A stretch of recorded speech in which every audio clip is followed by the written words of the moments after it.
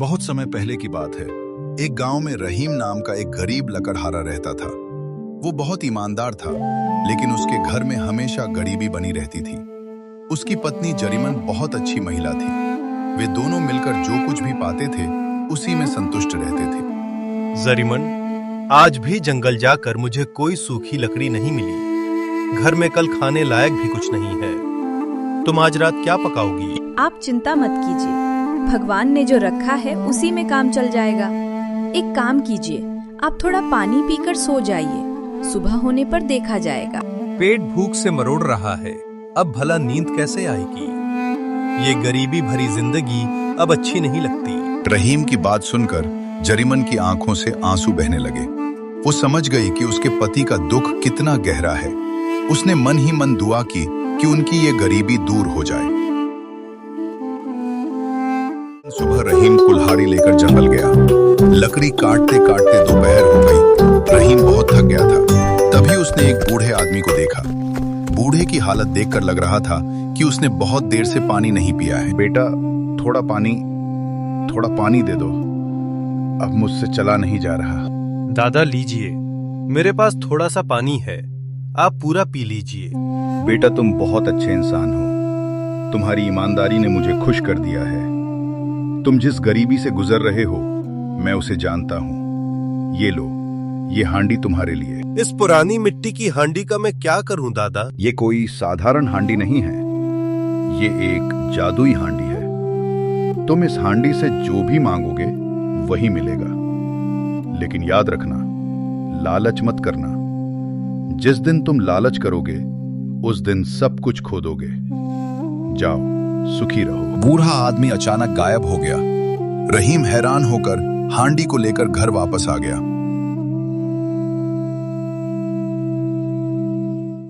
देखो मैं क्या लाया हूं।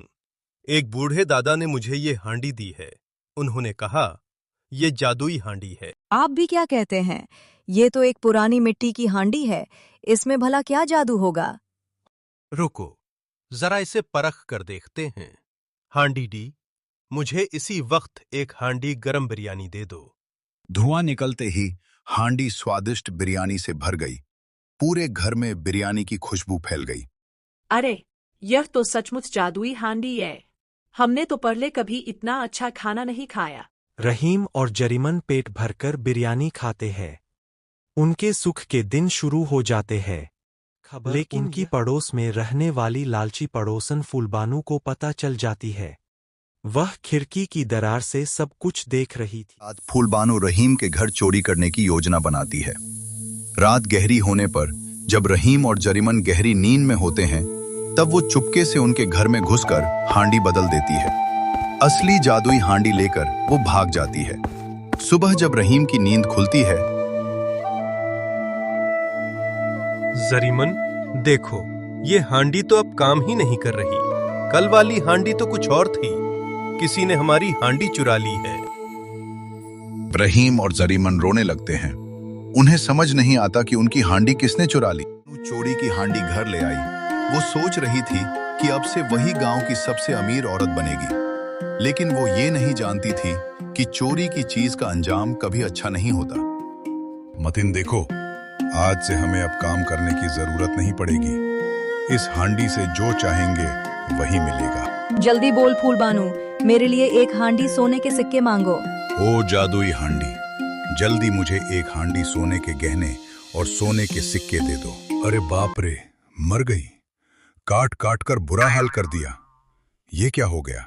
उधर रहीम समझ गया कि फूलबानू ने ही उसकी हांडी बदल दी है, लेकिन उसे समझ नहीं आ रहा था कि वो उसे वापस कैसे पाए।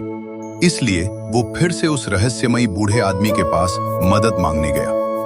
ओ दादा, आप कहाँ हैं? मेरी जादुई हांडी किसी ने चुरा ली है। अब मैं क्या करूं?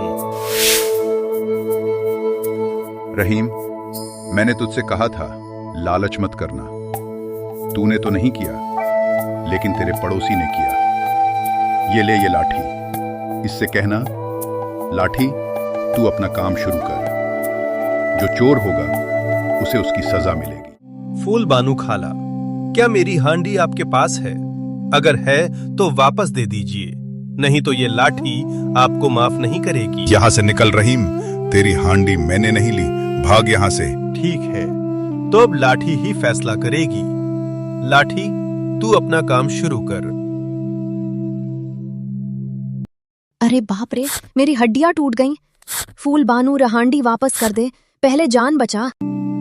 माफ कर दो बेटा रहीम, ये लो तुम्हारी हांडी। मैं अब कभी चोरी नहीं करूंगी, लालच भी नहीं करूंगी। रहीम ने अपनी हांडी वापस मिलने के बाद सिर्फ अपने बारे में नहीं सोचा, उसने गांव के गरीब और जरूरतमंद लोगों के लिए अन्न भंडार खोल दिया। और फूलबानू अपने किए पर शर्मिंदा होकर सबसे नजरें चुराकर घर में ही छिपी रही।